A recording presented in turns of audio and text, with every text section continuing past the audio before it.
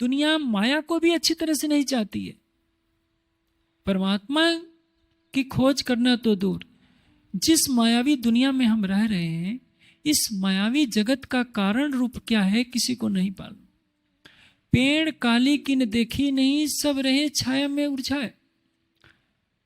हिंदू समाज को तो जहां देखिए कहीं शालिग्राम का टुकड़ा पत्थर का नदी में बहता हुआ मिल गया तो उसको शालिग्राम मानकर उसी पर सिर झुकाने लगते हैं।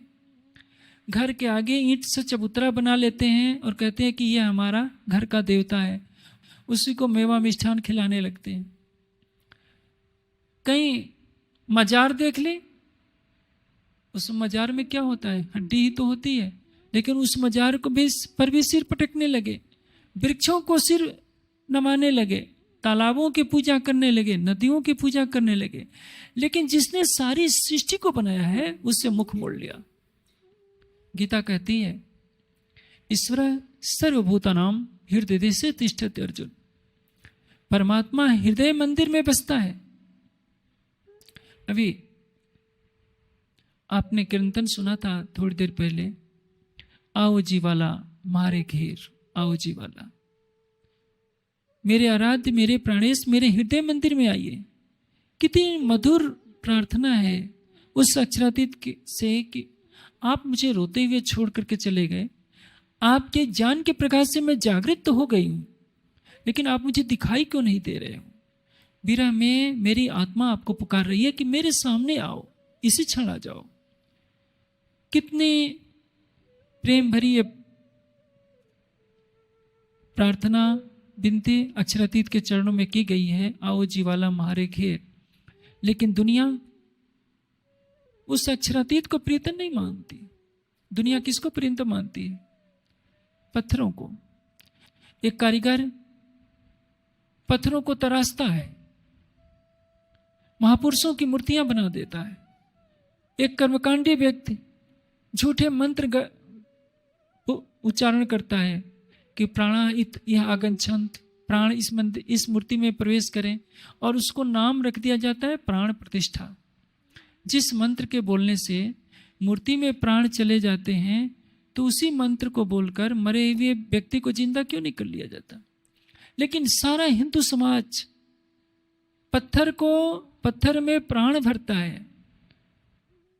मनुष्य सोचता है कि परमात्मा तुमने मुझे क्या बनाया, देखो मैं तुमको बनाऊंगा, तुम मुझे क्या जिंदा रखोगे, मैं तुम्हारे अंदर प्राण भरूंगा। तुम मुझे क्या खिलाओगे, मैं तुमको खिलाने बैठूंगा। तुम्हारा बनाया हुआ मैं तो चारों तरफ घूम सकता हूं, लेकिन तुमको किसी कमरे में बंद कर दूंगा, मेरी इच्छा के बिना ताला खोले तुम बाहर भी नहीं निकल सकते। ये मनुष्य तो उपहास ही तो उड़ा रहा है किसी न किसी रूप में। और अपने को हिंदू कहने वाले हम लोग ये गलती कर रहे हैं। हमने वेदों को नहीं देखा, उपनिषदों को नहीं देखा, दर्शन शास्त्रों को नहीं देखा, हमने गीता को नहीं देखा।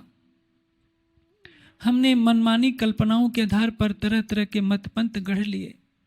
सर्वशक्तिमान परमात्मा को कमरों में बंद कर दिया, ज्ञान के ताले सारे बंद कर दिए कि हृदय में ज्ञान का प्रकाश न हो, हमारा विवेक जागृत न हो। इस अंधकार से निकालने के लिए अक्षरातीत की ब्रह्मवाणी आई है। वाणी पुकार करके कह रही है कि परमधाम की आत्माओं, तुम्हें जागृत होना है। और ये जागनी लीला कब चलेगी?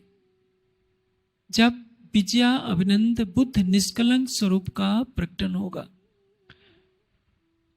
उस स्वरूप में क्या होगा?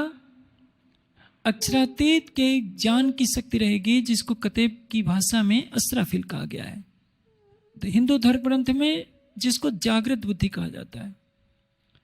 परब्रह्म की आवेश शक्ति होगी। आवेश जहां विराजमान होता है वो अक्षरातीत का स्वरूप होता है।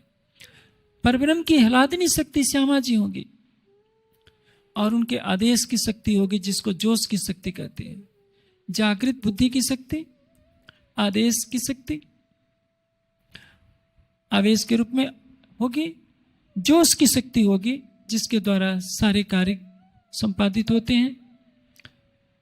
परब्रह्म की हिलादनी शक्ति भी होगी, और स्वयं अक्षर ब्रह्म, परब्रह्म के सतंग आनंदंग और चितघन शक्ति आवेश रूप से ज्ञान की शक्ति और जोश की शक्ति, इन पांचों शक्तियों के साथ वह तन लीला करेगा। इसलिए उस तन में किसी तरह की अपूर्णता नहीं रह जाएगी, क्योंकि उस स्वरूप में कौन होगा? स्वयं अक्षर, स्वयं अक्षरातीत। अक्षरातीत की हिलादनी शक्ति और अक्षर ब्रह्म के ज्ञान की शक्ति और जोश की शक्ति, पर ब्रह्म की भी निज बुद्धि का प्रकाश होगा। ऐसा स्वरूप आज दिन तक इस सृष्टि में न आया था, न कभी आने वाला है।